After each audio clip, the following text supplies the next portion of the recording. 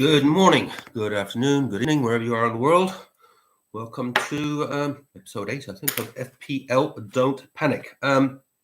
Okay, so for this one, I'm going to do obviously review game week 5, but in the main, we're going to have a look at just really how I've progressed against my stated objectives for the first 5 game weeks, and obviously then that leads into how we're tracking across the overall objectives for the full season, which are, of course, as stated, top 100k finish and an average of 70 points per week. So just to note, I am still technologically disabled.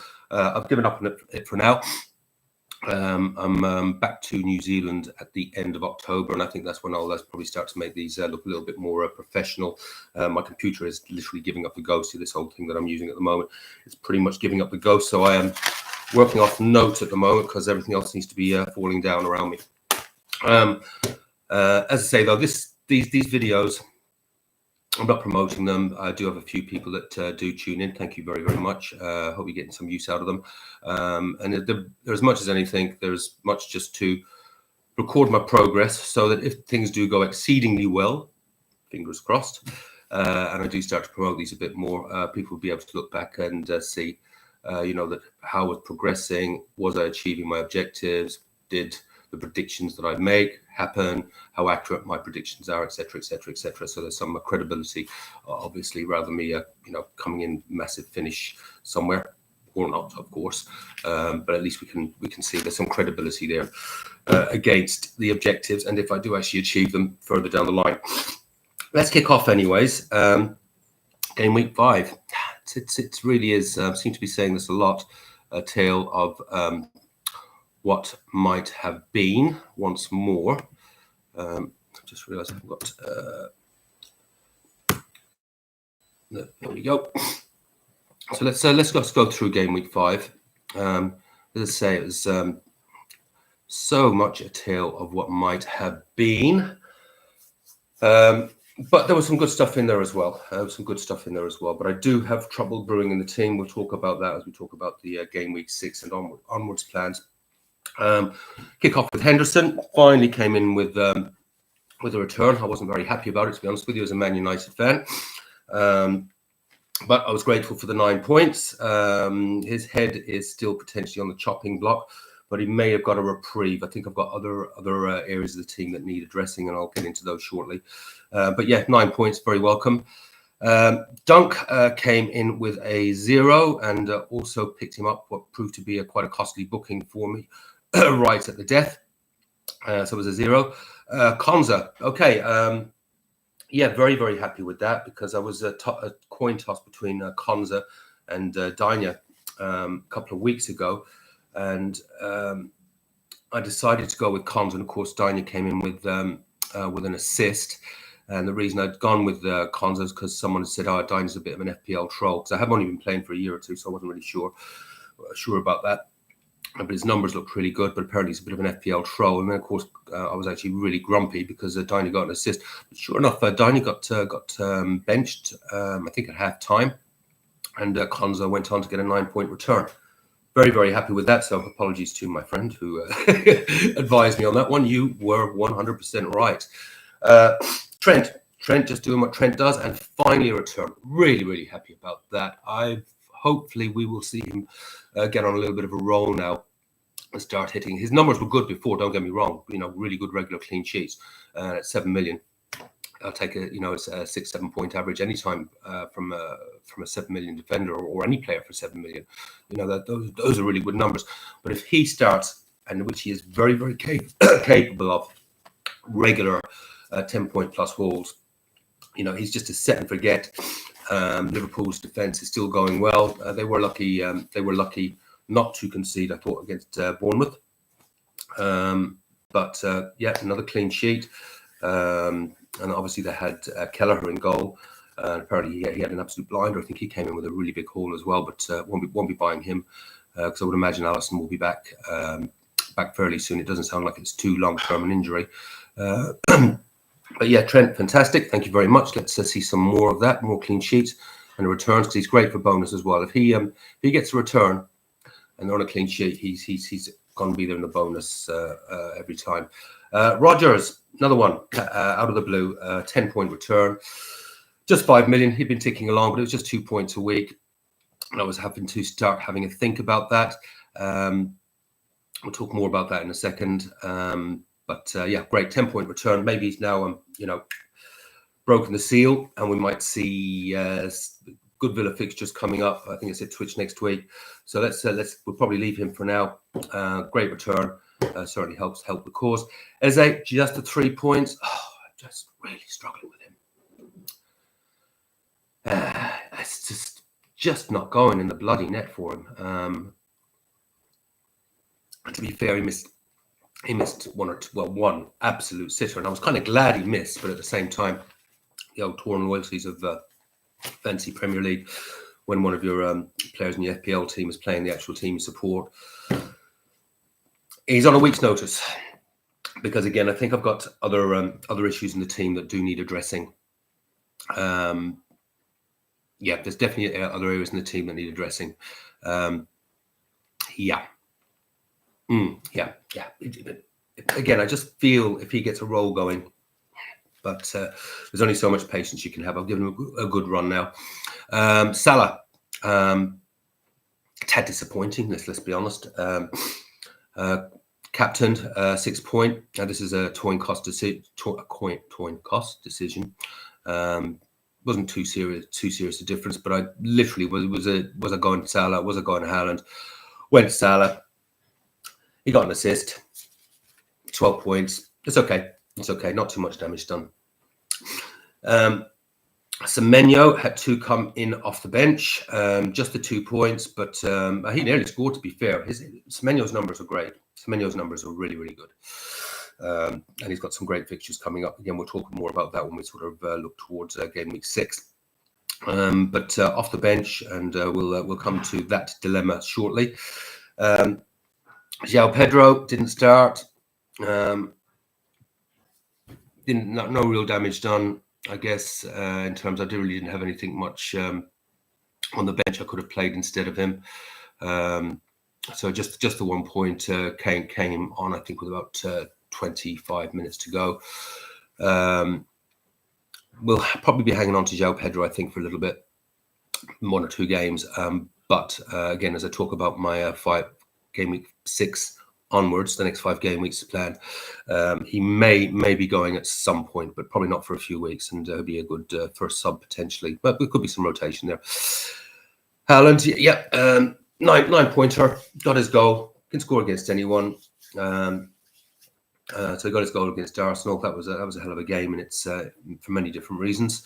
9 points. Havertz, yeah, obviously he was going to be affected once more. This is where things just go against you.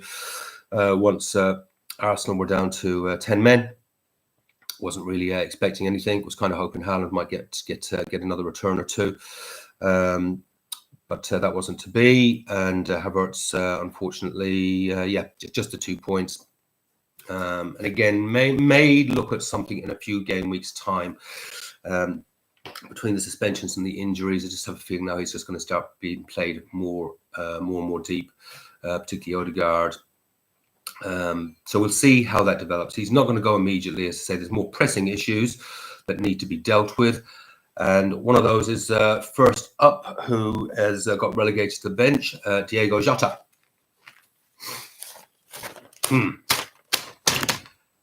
Decisions that go wrong. So just so you know, I actually finished on 68 points.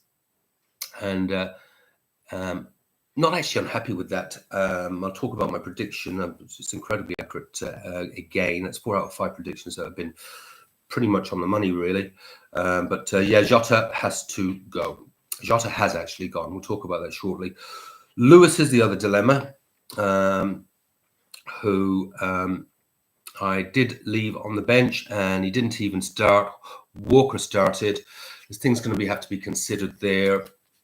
It may not be an immediate priority sell. I'll talk through my game week 6 plan shortly. May not be an immediate priority sell. I did have a feeling that maybe in the more difficult fixtures that Lewis could get rotated, and that he would be there, like because he plays quite high up in the easier fixtures that City would expect to dominate.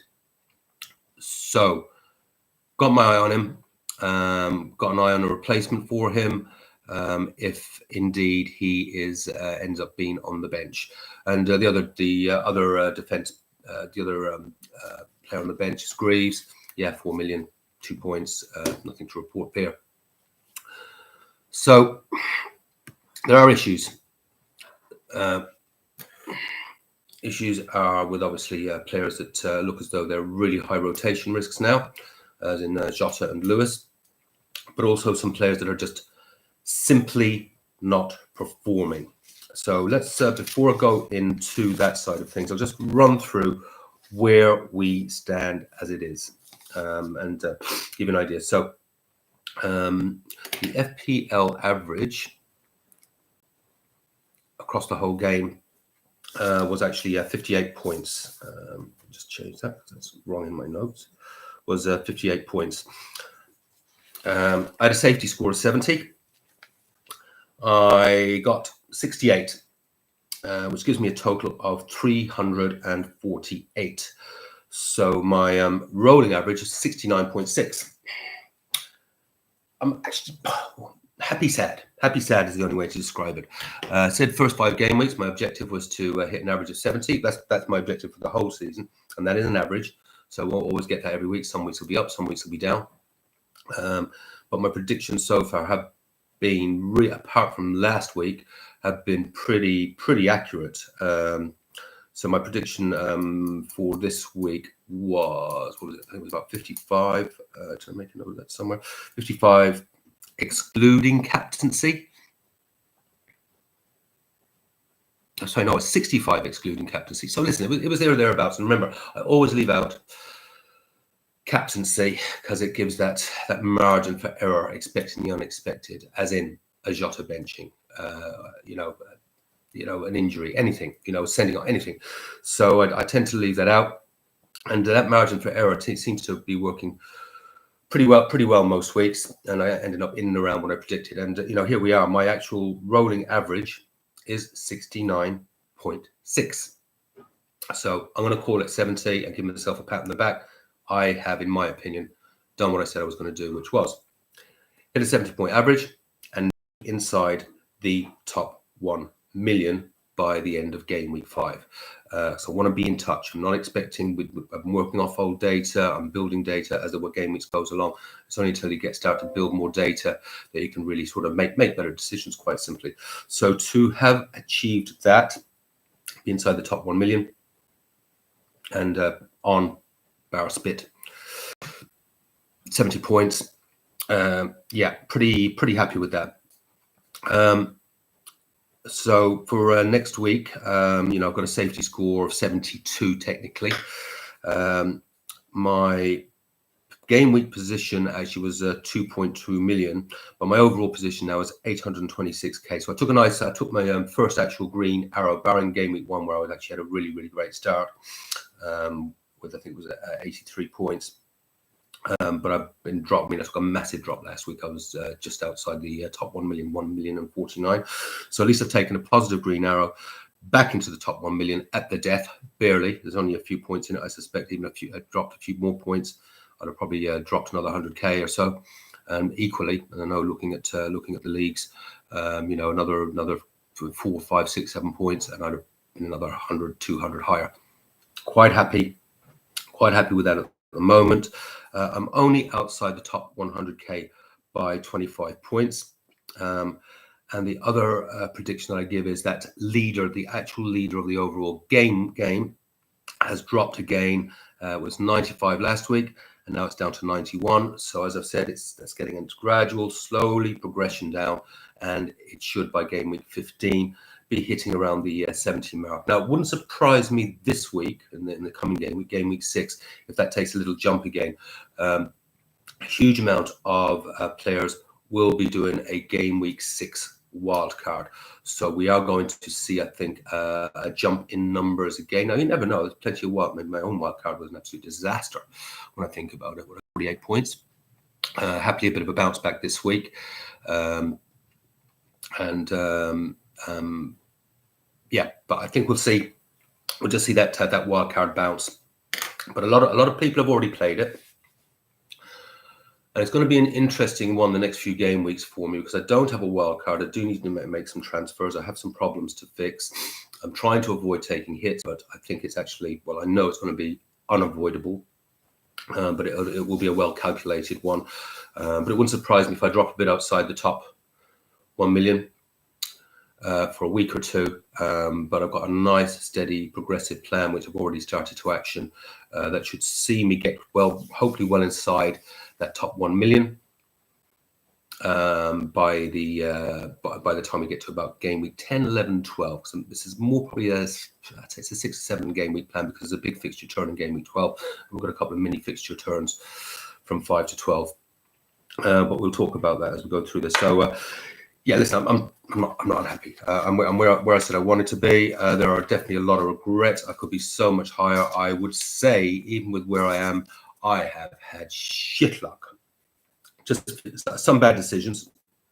Absolutely take some value of hindsight and everything. Hindsight's a wonderful thing, but you made the decisions and then you live or die by them. And I certainly died by a few, as in my free hit and my wildcard disasters. But you know what? I'm kind of glad to have them out of the way because I can focus. I can focus now on what my methodology is actually about, which is really that gradual tweaking and the averages and just adjusting on an ongoing basis. But certainly I would have expected a bit bigger bounce from the free hit and the wild card. Didn't get them. And again, it's just very extraordinary bad luck when I actually look back on those weeks. But then there was just some 50-50 stuff, which had, just wasn't a bad decision. It was just like, which way do you go? It's coin cost. Jota versus Diaz was definitely the one I would say that has absolutely killed me. And it must have cost me 30 plus points, and that 30 plus points, it's just huge in the scheme of ranking at the moment. The other one, I had a general rule which I haven't stuck to, and it has certainly cost me a few points, which is always Captain Haaland. Just always Captain Haaland, and that is absolutely going to be rock solid across the next weeks. Always Captain Haaland. The other bad decision would be dropping Ray and dropping Gabriel on the wild card. There was always an intention to bring them back, but I looked at the fixtures as the City fixture, a couple of things like that. And of course, Gabriel just continues with the clean sheets and grabs 2 goals. And Reyes, banging in 10 pointers, and even yesterday, he put off like 9 saves. So even in that game with 2-2, he still managed to, I think, come away with 4 or 5 points. Crazy stuff, but these are the fine margins. So hopefully I can continue hitting those 60 or 70 points without captaincy, but maybe with just get a little bit of a turn of luck. Hopefully we might see a couple of 80 or 90 pointers in there. We shall see. Let's talk about some of the problems that I'm having at the moment. I'll go through it this way, I think. So Henderson, technically, he's really only had 2 returns in his 5 matches, but one of those was just some saves bonus. He's just averaging 3 points. As I've spoken about in previous videos, I really want to try and achieve a 4 to 5 point average out of my goalkeeper. 4 is kind of acceptable, but we're targeting the 5, and he's simply not achieving that. He's redeemed himself a bit, obviously, with that 9-pointer yesterday. He's probably bought himself another couple of weeks because there's other areas that I need to address. But in the next 5 game weeks, I can only really see 3 out of the 5 where he has a possibility of returning. That's just a possibility. And given how he's been going, I'd say that possibility is fairly low. 2 of the fixtures in the next 5 game weeks, I don't think he's got an earthly. However, Henderson was in one of my very, very, very, very, very, very early drafts before the competition started, because the back end of last year, Crystal Palace's defence and Henderson were just superb. I mean, it was just like 6, 7, 8, 9s every week for a decent period of time. you just don't know. Where has that Palace defence gone? Henderson, there was little signs of certainly Henderson back to form, but he was playing against his old club United. It was typical. I actually predicted that he was going to have a blinder against us. That's one of the reasons I left him in. But he's certainly on the chopping block. Trent, 4 returns in 6. Sorry, 4 returns in 5. You know, what more do you want, really? You know, he's got a nice, healthy sort of 6-7 point average at the moment, and if he starts to, it's just the one. Last week's game where he just got the 1, and that's been 8, 6, 6, 1, 11. Yeah, going nowhere. 7 million, and I don't think he's even got going yet. We'll see. Konza, be okay for now. It's just the 1 return in 3, but it's 4.5, 21219. Gives an average of 3. We'll be keeping him just for a little while. I do have a plan for him later on. Dunk is gone. He's just he has had 2 returns, but Brighton's fixtures are looking pretty nasty, to be honest with you. So has had 2 returns out of 5. I really, when I'm looking at these averages, and as I bring players in and move players out, I really want to try to see minimum of 2, ideally 3. But the main thing is as well, are they hitting the averages I need? Now, I really, really do want to see an average of 5 points per player. Now sometimes it can be about a unit. If I can find someone that's, you know, 4 million that's averaging 3 points a week, that's enables me to get Trent and Gabriel, who would actually up the overall defensive average, then that's great. But my defense is, I feel, where my weak spot is at the moment. I've got Trent carrying the load with 6-7 points average. And then the Konza and Dunk are both sitting on 3. So I've got plans for them both. One is gone, which I'll come to shortly, and the other one may well be going fairly soon. Then we got into the defense. Now, Rogers saved himself. He has only returned 1 in 5. He's got 10 points and in the last one, which is fantastic. But it's 2-2-2-2. It's 5 million, though. He's averaging 4 based on that. Do need to see some more returns from him because of his price at just 5 million. So price is going up as well because he's so cheap. So I've got a little bit of value starting to get locked in there as well. Villa's fixtures not too bad. Over his next 5 fixtures, I see potential returns in all of them. 2 of them, I would expect him to return in at least 2, and the other 3, they're all good fixtures, and I think he's got a decent chance. He's playing really, really well. He's got 2, but he should have had at least a goal and 2 to 3 assists on top of that, and just some really bad misses by Watkins, and to be fair, some bad finishing by him. I see enough potential there at 5 million, and he's hitting a 4-point average that I'll hang on to him. Then we got Salah. Salah's doing his Salah thing. He did return. It was a little disappointing. He's at a 14-10, 17-2-6. So he's averaging 10, and that's 4 returns in 5, which is very good. I look across his next 5 fixtures, and I can see definite possibility of returning 4 out of 5 of those fixtures. But it could be on the chopping block, and I'll tell you why later. He has fallen off a little bit the last couple of game weeks. There's a lot of money tied up in there, and I've been crunching numbers, and there may be a better way to do this. And I think a lot of people may be looking at this as well, the wildcarders in particular, taking Salah out and strengthening other areas of the team. And the numbers that I've crunched show that a team will generally, there'll be some weeks where he'll sting you, a bit like if you haven't got Haaland in your team. There will be weeks where he will sting you. There's no question about that whatsoever. But on average, the better play is always Captain Haaland and strengthen other areas of the team. So other areas of the team, also on his marching orders is Eze. Not quite there. He'll need to stay in for another week. But he's averaging 4. There's so many better options out there at the moment that are just, again, it's just bad luck, bad finishing, call it what you will. It is just not going for him. 2-2, 10-2-3. And again, looking at the fixtures, I'd say there's 2 very, very good ones there in the next 5 game weeks. 2 reasonably good ones and 1 where I doubt very much he'll get anything. Quality player, though, you never know. I mean, it's football, anything can happen, of course. But I'm looking at that sort of fixture ticker, the next 5 game weeks going out. I can't really see 2 there. And there's no guarantee. The way he's missing at the moment, there's no guarantee he'll get anything. So he's got 1 more week. And he could be the priority sell next week. That's something that I'm working through. Anyway, Jota, nothing to say there. His rotation risk. He's blank to that. He got an early sub last week. He started off on fire first couple of game weeks. Then he had a blank, I think. Then he's had taken off at half time last week, and this week just didn't even get on the pitch at all. He's gone. I will be bringing in someone whose numbers will help massively. Then I'm going to have Semenyo's fine. Semenyo's got a couple of cracking fixtures coming up in his shot out, but he's only had his average at the moment is just 4. He'll be coming off the bench. That's why I bought him a few weeks ago with this fixture in mind, the next couple of fixtures in mind.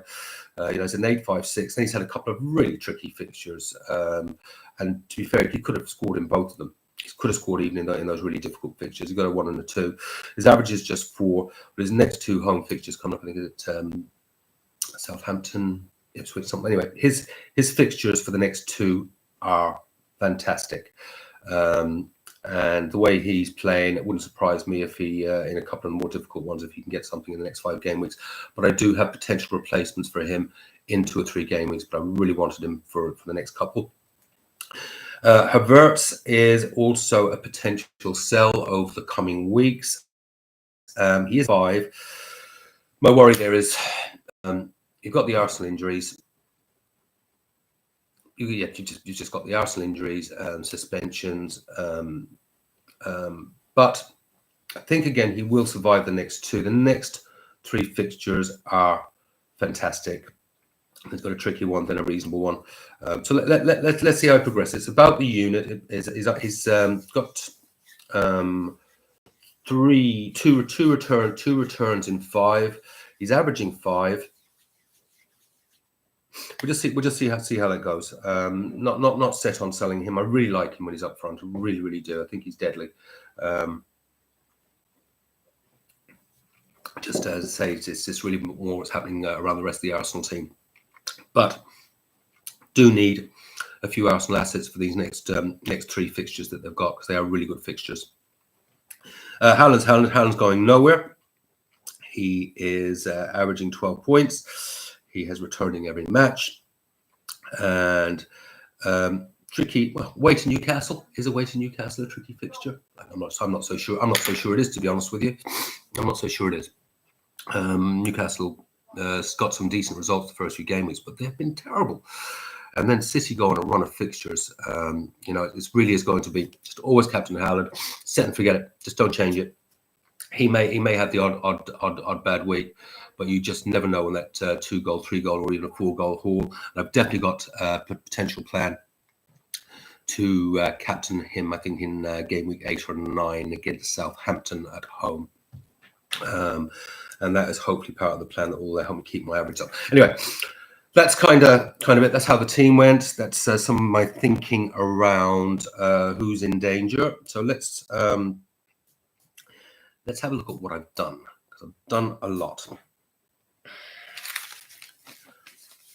Oh, so just so you know, so this team, because this actually helps me justify some of the decisions that I've made. That team as it stands there, now that obviously hasn't always been my game week team. I've been making transfers. This is based on the last 5 game weeks. People have come, people have gone. This is this team, whether I had these players or not, would have achieved 62.2 excluding captain over the last 5 game weeks. So if you had a Haaland captain on there, this would have blown it out of the water, to be quite frank. You'd have had a 72. you'd have had, and these are excluding captaincy, you'd have had a 72, a 49, an 88, a 33, and a 69 excluding captain. So you get that 62.2, and you throw 7, 17, 17, 13, and 9 on there. If, say, it was an always captain Haaland, boom, would have been an absolute blown it out of the water. Now, so this team, if I was actually to play this exact team, would be forecasted to do 60 excluding captaincy. So you'd have been hoping for a reasonably decent captaincy. So the way I work out my predictions is, I look at the lowest this team's done and the highest, and I take the median. I'd look at that a bit against the average they've been achieving, any extenuating circumstances, and I come up with a prediction, based on. I'm not going to go through the whole algorithm for you, but yeah, I'd forecast this, if I put it out, to do 60 excluding captaincy. It's not too bad, but here's where we've gone. I've done 3 transfers. I've got a general rule about not taking hits, with the caveat, unless I can really justify that there is a really good upside. And so I've crunched numbers. I've justified it to myself, and we'll just have to wait and see if the hit comes and bites me on the bum. So Henderson remains for now.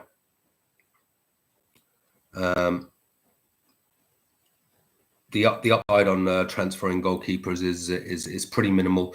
It's almost like a luxury transfer. By the time you take, particularly if it's this week, as I'm taking a hit, there's just no guarantees with keepers. There's no guarantee with anyone. Let's be frank. But with keepers, I think is even more risky. So I certainly wouldn't be transferring a keeper in a week where I'm taking a hit. And his fixture is, I think it's against Everton. Everton's attack's not that bad, but I think there's always a chance there. You never know; he might just have another blinder, and he might. Palace, maybe this is the thing. They got their clean sheet. Maybe this is where Palace get on a bit of a defensive role. Because if they did do anything like they did back into last year, he's going nowhere at 4.5. So he stays for now. Trent clearly stays. Konza stays for now. But in comes Gabriel. Gabriel, I'd say, is but we'll say his averages are just off the charts. He's had 6, 2, 15, 7. He's up there with Trent, quite frankly, and he's cheaper. Is he going to get a goal every week? No, but look at those Arsenal set pieces. I mean, Saka is literally pinging. He could have had 2 against City, and he scored 1 the week before.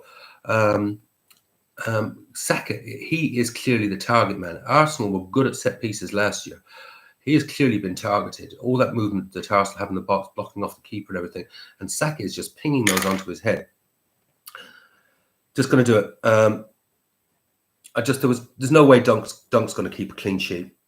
Here's how I've justified it. There's no way Dunk's going to keep a clean sheet. So at best, I'd have got 2 appearance points for Dunk.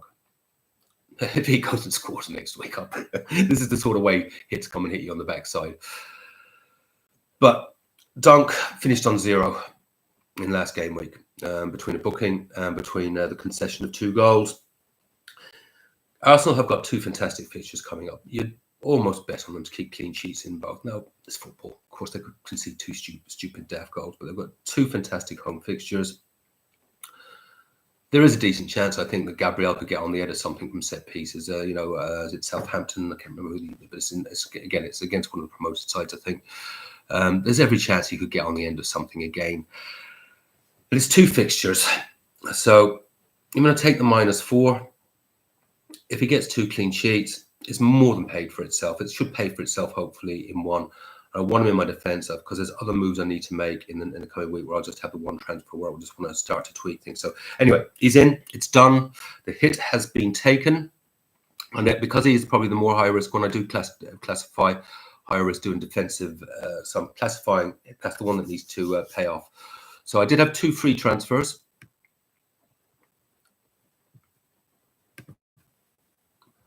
And here is where we've gone. Now, I was really tempted to take more than one hit because there are other things that I want to do. But let's run through the midfield. I've kept Rodgers for now. At 5 million, as I said, if he can, it's going to enable other moves later on. But I do have ways to actually upgrade Rodgers with what I've done. Diaz has gone. Sorry, not Diaz. Diaz has come in. This feels like a risky move in some ways. We're all singing Jota's praises at the beginning of the season, and then he's fallen out of favour. Now Diaz is the flavour of the month. Very, very hard to see Diaz not getting 70 or 80 minutes game time though. I mean, he is on fire, and so he has come in for Salah. That has freed up 4 million for me. I've got 4 million in the bank. I'm not using it all this week, but Diaz's numbers are ahead of Salah. So 3 of 14, a 15, a 3, 16. The guy's bracing. He's playing midfield. He's getting the bonus. But even if he just comes up with an average of a goal a game over the next, and Liverpool's fixtures are actually pretty good. I would say, just looking at Liverpool fixtures, yeah, they've got 4 out of the next 5 are really great fixtures. And they actually go a little bit beyond that as well. And Liverpool's attack is fantastic. They're always likely to score. I just couldn't risk Jota anymore. Diaz is the 4 man. Taking Salah out, I have crunched numbers around this, and I can actually go even further as I bring more players in. Even if Salah was bringing in a couple of goals on average a week, I think I can cover that and should be able to beat it with a stronger, in-depth squad. There are ways for me to get back to Salah if it's all going pear-shaped, but I feel strongly this is the way. With a spreadsheet, with scribbling papers, say that is the way to go at the moment. So that is the plan. Salah's gone. Diaz is in. Eze stays for now. Mbeumo's in. So that's the other move I have made. Mbeumo's got some fantastic fixtures coming up in the next 2. He's got 1 or 2 if he wants. Then he's got another great run. We'll just see how he's going, but he can score against anyone. This lad. So again, looking, he's in, and as I say, I've got 4 million in the bank. So there are moves that I can make, and I'll talk about some of those potential moves over the next few game weeks. And then we've got Semenyo again. So 2 fantastic home fixtures. So I think that's not bad as far as the midfield concerned. So as I say, the transfers, just to confirm, we have got Mbeumo in. In fact, to be frank, I brought Mbeumo in straight as soon as the match week was over, and he actually came straight in for Jota, and then Salah was out for Diaz, and then Dunk has gone out for Gabriel. So those are the 3 transfers, and that's a 4-point hit. But I really do like the look of that midfield for this next game week or 2. And the defence, apart from Konza and apart from Henderson, well, that means I'm happy with 2 of my 4. But the fixture's not bad. Konza's got Ipswich away, Henderson, Everton away. There's a chance there, but hopefully with Trent and Gabriel, and hopefully a couple of points out of Konza and Henderson, I can hit that sort of 16, 17, 18 points out of my defence that I need. Across that midfield, yeah, the 30, 35 points is there. You feel, one player could easily, any of those players, to be fair, could have, absolute hauls. And then up front, no changes for now. Got Havertz, Leicester home. Let's see how it goes. Even from midfield, of course, Havertz could quite easily get a goal or 2 or a couple of assists or something like that. But I do have to keep my eye on that situation. And then, of course, Haaland has got the captain's armband, and that leaves me with a bench of João Pedro with Chelsea away. That's not bad coverage. It doesn't sound like sounds like he's recovered from his injury, so that's good. I've kept Lewis for now.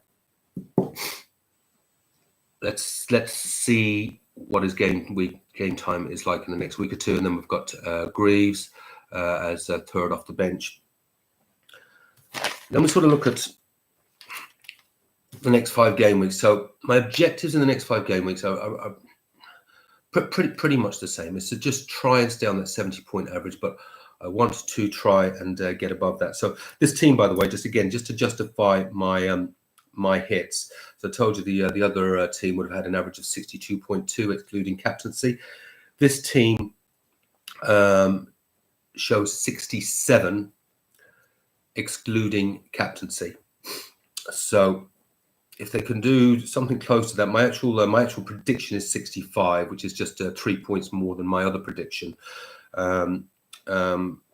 But as I say, it just feels like a more solid unit across the board, and it's giving me that 4 million in the bank, which is going to be used very, very wisely over the next few weeks. So hopefully it comes through and achieves that sort of, hopefully it gets a lot more. But if it gets that, it just justifies taking a hit. And the further justifications that I've now got 4 million in the bank, and a good plan going forward for the next 4 or 5 game weeks. Watch list. So I will be making gradual transfers over the next 3 game weeks. Now, who they're going to be, I don't know, but all the transfers will be. I'll be monitoring, obviously, the my averages for the main team. Trying to obviously see if we can get Henderson up to 4 points at least as an average. Do I keep Konza? Gabriel Gabriel's going to be a set and forget for the time being. He'd have to actually have a few real duds to fall back in his average. Rodgers has been monitored. Diaz, I do have a minor worry about potential rotation, but I have some really good options to look at. Eze's definitely in danger. If he is probably the next out. If he doesn't pull in something next week, he starts to get his averages up. Mbemo, happy with now, he's set forget for a few weeks, and similarly Semenyo. But I'll be looking at the certain players I am going to be looking at. Although his averages are terrible, I'll be keeping a close eye on Bruno Fernandes. United have a fixture turn in a couple of weeks, and I just know with Bruno, once he pops, he will go. He will be a little bit like Watkins, as I predicted. Watkins is one of the ones on my watch list, actually. But I predicted with Watkins, it took him a little while to get going, but once he got his goal, that he would start scoring, and obviously that is what we have seen. And Watkins is on the watch list. I'm hoping Bruno just gets 1 or 2 returns in the next couple of weeks, because then he just starts to average about 10 a week. I've seen it before, so just keeping an eye on him. And Mazraoui in the United defence, he's a good player, this boy. Keep an eye on him. Worry would be when Shaw comes back, what happens then. But his averages are absolutely excellent. Have I noticed them anywhere? No, that's okay. I do actually.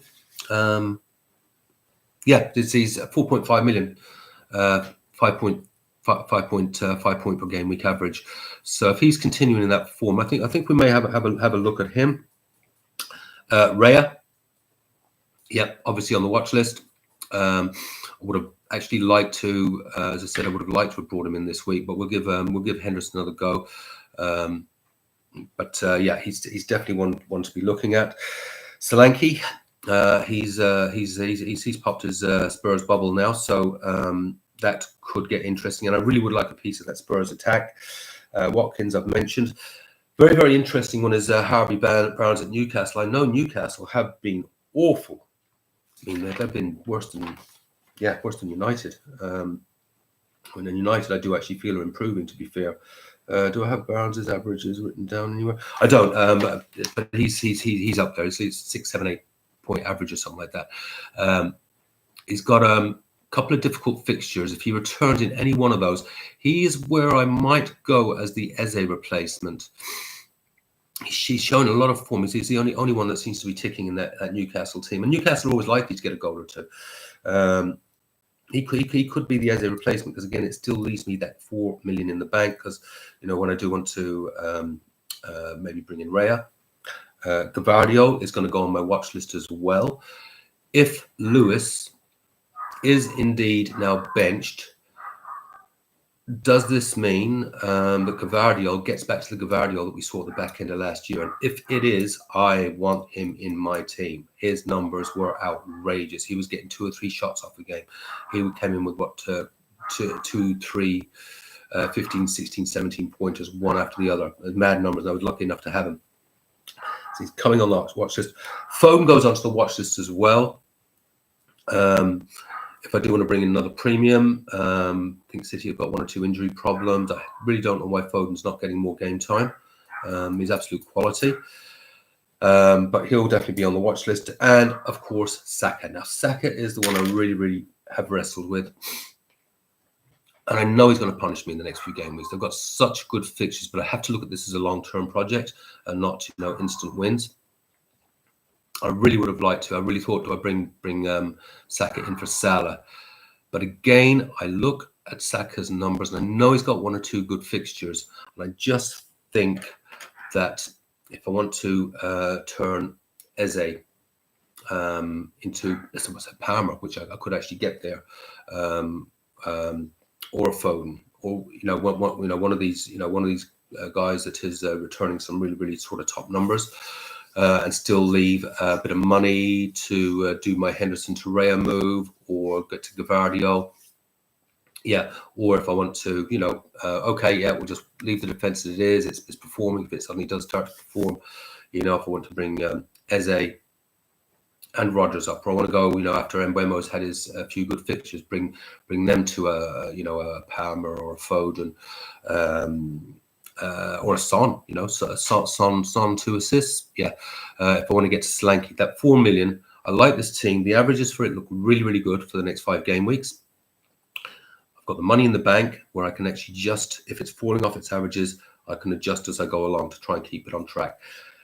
That's the plan. Whether the plan succeeds, who knows? This is football, as I always say. I know I'm generally talking to myself in these videos because, as I say, it's very much just really about recording my thoughts at this stage. And that when I get back to New Zealand, we'll sort of jazz up these productions. I might put a few dollars into the other YouTube thingy to get it to start appearing in news feeds. But for anyone that is watching, Chris, Shane, etc., full disclosure, it's all there. You know what I'm doing. Anyone else that happens to stumble across this, I hope you found something useful in it. I will be back next week and we'll review how this new look team went and who is going to get the chop. Someone will get the chop. I don't know who it is yet. If I was a betting man, to be honest with you, I'd say Eze. I really hope I'm proven wrong on that because I love him as a player. I absolutely love him. He's a joy to get me a few goals, Eze. Get me a few goals. All right, folks. In the meantime, listen. Have fun. Play your own game. Don't panic.